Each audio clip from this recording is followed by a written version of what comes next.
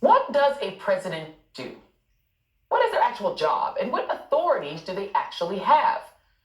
It may seem counterintuitive to liberals who watched George W. Bush roll over our civil liberties like a Mack truck after 9/11, or who've watched Donald Trump burying the emoluments clause and impeachment clauses in an unmarked grave, while getting Republicans to all but crown him king. But the truth is, a president's powers are pretty tightly prescribed.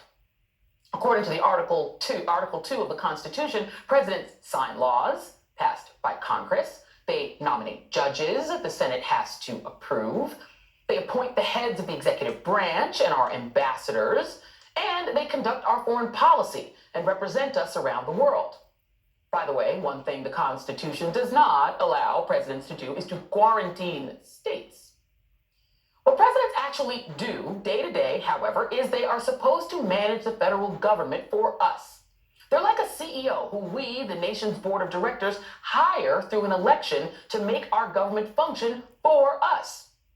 And that means that in an emergency, at a time of calamity, a president is the ultimate crisis manager.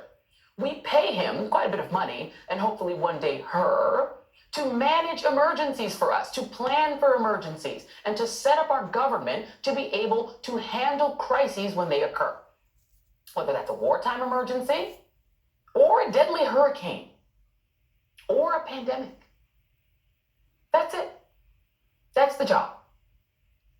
And by that job description, at the moment, America functionally has no president. Donald Trump failed to plan for the emergency currently befalling us. He fired the agencies and the staffers left to him by President Obama to deal with potential pandemics.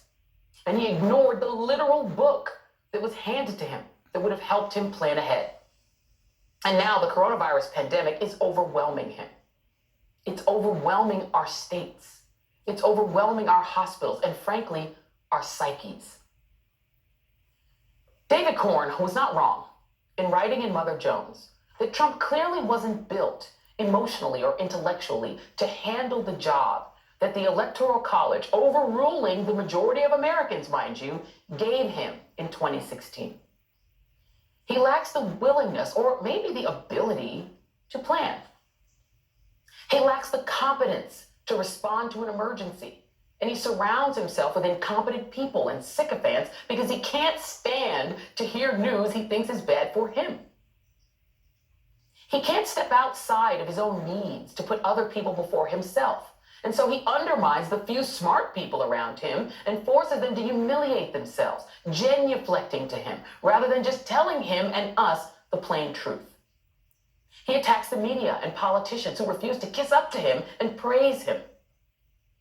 And he apparently lacks the empathy to care about the consequences or to comfort the country in its time of need and sorrow.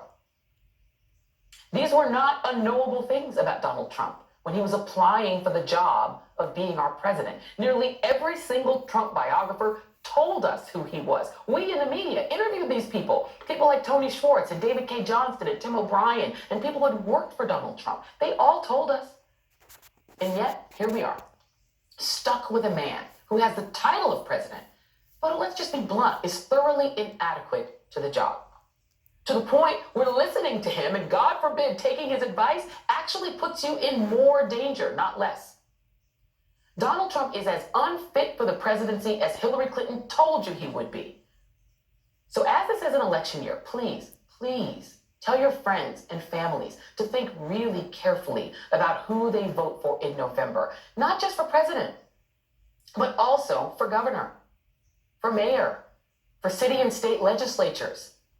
We got a glimpse of how important those positions are this week when a city commissioner in Lake Worth Beach, Florida, blasted the city's mayor and city manager for their terrible response to the COVID-19 outbreak. You're calling me disrespectful because I've interrupted people, but this gentleman has turned off people's lights in the middle of a global health pandemic. That's what that gentleman did. Point of order. And you think I'm disrespectful for interrupting?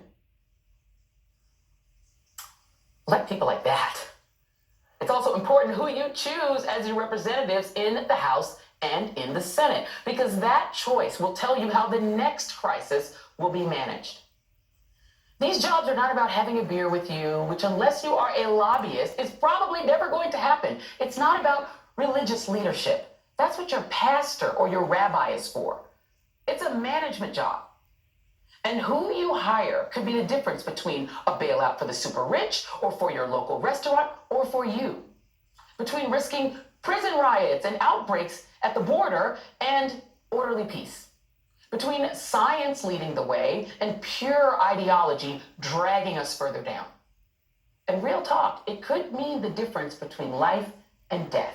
So please, please choose wisely. Be safe, stay home, wash your hands, and to quote her emails lady, Hillary Clinton, never take advice from a man who stared into an eclipse.